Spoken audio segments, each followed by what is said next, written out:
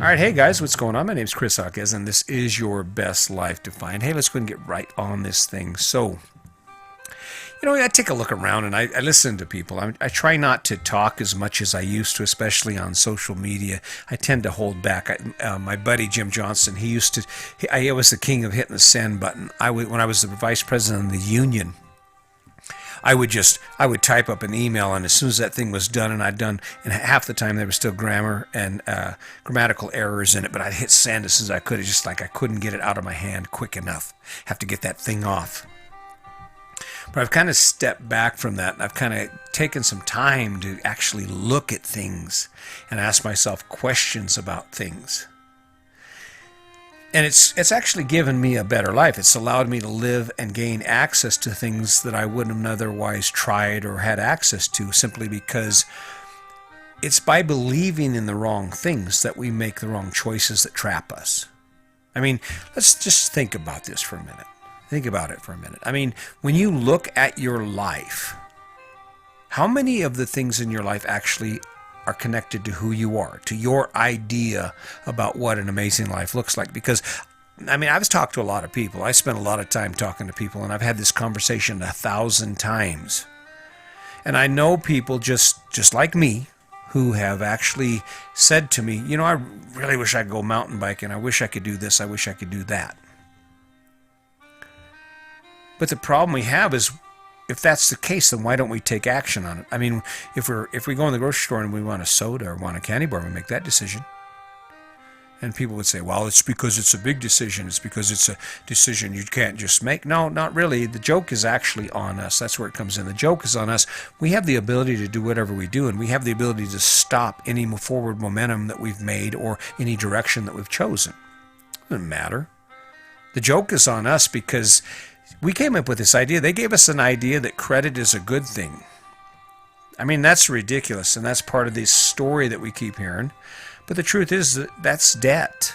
That is an obligation that's going to trap you into the life you're in. Now, I understand it in a way. I guess you have to have a place to live, right?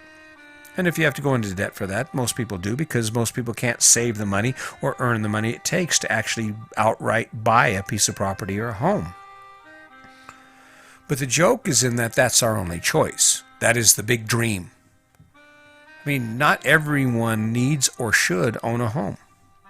If you travel around a lot, if you like adventure, if you like being able to move and you're agile and you're not afraid of new experiences and new places, owning a home might not be the best idea for you, because it does require a lot of time. It requires a lot of effort, a lot of commitment. But that's what we've been tricked into believing. The joke on us is that people actually care what we have. I was there. I was right there in the middle of it. I remember polishing cars for 3 hours on a Saturday, jumping in my truck and driving downtown with my arm out the window as if someone's like, wow, check him out. They want to be me? No, they don't. No one cares. That's the joke. The joke is on us. When you think about the fact that if you borrow money to buy a house for 30 years, you're going to pay twice what that house is worth, or 3 times depending on the interest rate. And yet everyone, including ourselves, we, us, and everyone around us, whoa, hey, congratulations, you got a house. All right, that's cool. No one says the truth. No one says, oh, crap, you're trapped like I am. You got to have yard work and housework, and you got to maintenance it, and you got to pay insurance on it. And there's another joke. The joke is on us with insurance. Okay, it's called insurance, but they don't have to pay it. I give them money, but they don't have to pay it. See? That's the joke, right? How many of us have had medical insurance and actually filed a claim, and they said because of some error or some issue in the policy, you don't have to claim it? Now, they did take your money, though. They get your money, and that's fair. The joke's on us because we're not attorneys, so we don't read those contracts. But we continue to do that. We continue to allow it. And I guess that's really where it all comes down to.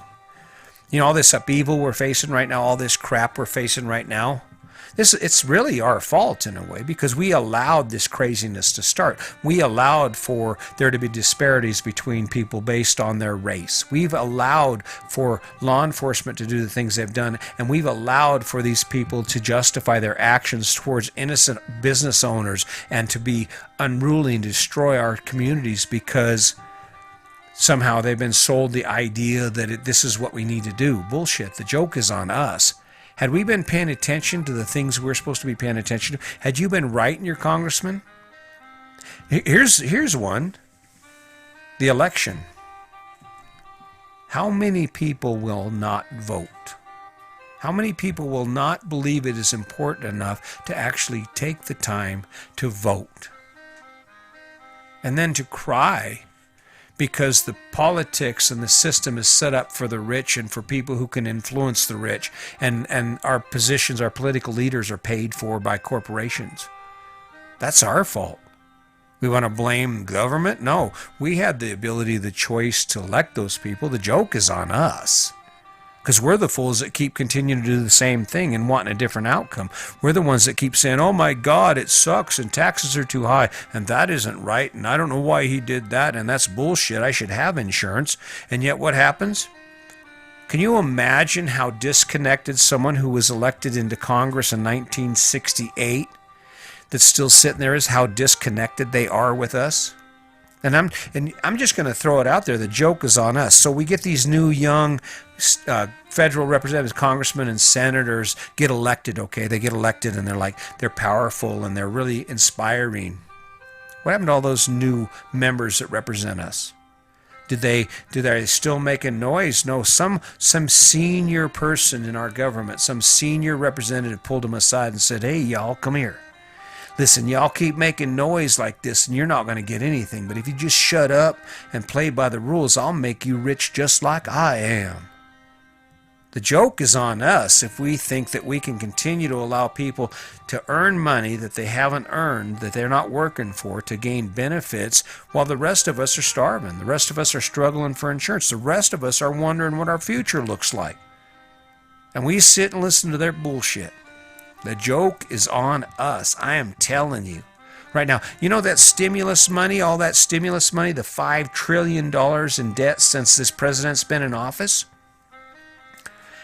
How much of that money went to corporations that will later be forgiven?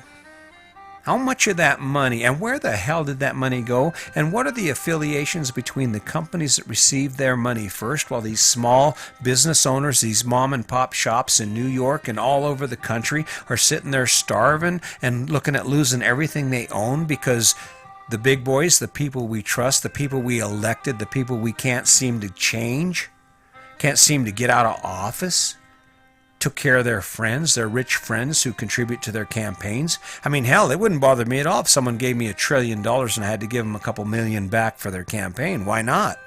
That's what's been done. But the joke is on us because we allowed ourselves to become distracted. We allowed ourselves to become complacent and to not pay attention to what the hell's going on around us. I mean, when you look at the impact that the politicians have on your life and you're like, well, he sucks and he sucks, she sucks and this ain't right, it's our fault. Because we weren't living our best life. We weren't doing our best to ensure that all the I's were dotted and all the T's were crossed, to make sure the people that we were following, those political heroes that we were standing behind and waving their flags, were actually telling us the truth and were accountable to us. Because we never check back. We elect them and then we sit back and complain because life's like it is. And all we have to do is have them say, oh, yeah, it was that other guy. It's his fault. And you go, oh, yeah, it's his fault.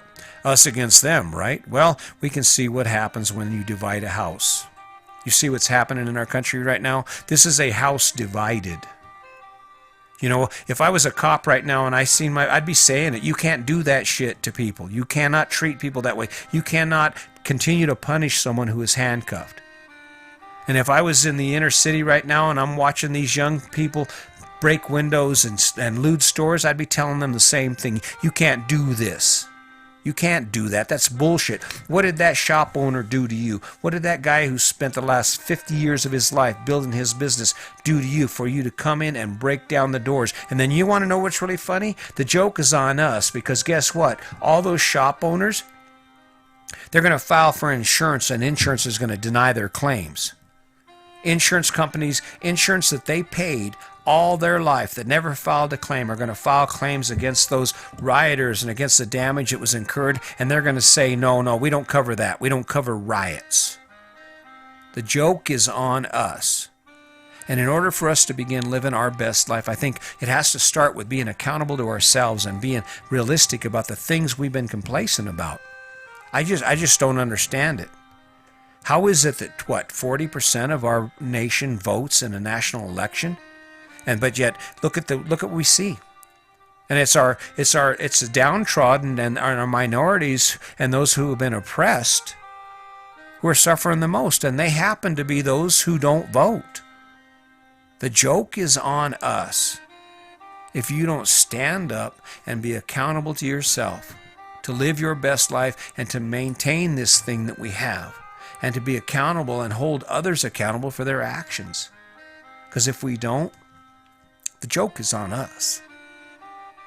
Listen, kind of getting on one here, kind of rolling hard on this, and it's okay. It's okay, because sometimes you got to say it. But you want to live your best life. If you wake up every day and you're not actually that impressed with the life you're living, you have to be real about it. You have to ask yourself questions, not about what you're told or some narrative you've been given by your parents or your grandparents or the people who are like you, but based on the truth. Based on the truth as it exists within yourself. Because in a society where we have access to millions and millions and millions and millions and billions of bits of information, where can we find the truth? The joke is on us if we don't sit down and ask ourselves what is important. You see those looters that are breaking windows and stealing stuff, they justify it. They're justifying their actions because of this and because of that and because of this and because of that. And the joke is on us if we buy off on that crap. So, I don't know, I'm going to try and get away from this, but I'll tell you, I kind of got a roll going, and I think it's important for you to realize the reality is that I don't mean to chew your butt, I don't mean to come across really hard, but sometimes it has to be said.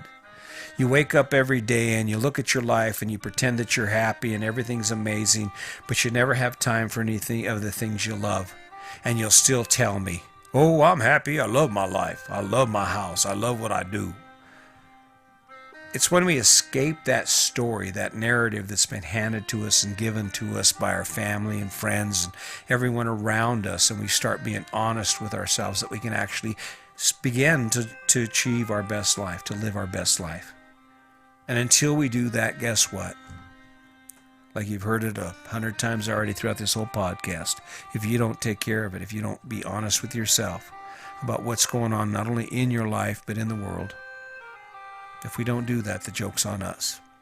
So, something to think about, something to consider. There's always an opportunity to make it better, and all you have to do is face it and come to grips with it and connect with it based on not what you've been told, but on who you are. So, until next time, just remember, my name's Chris Hawkes, and today's your day. Make it a good one.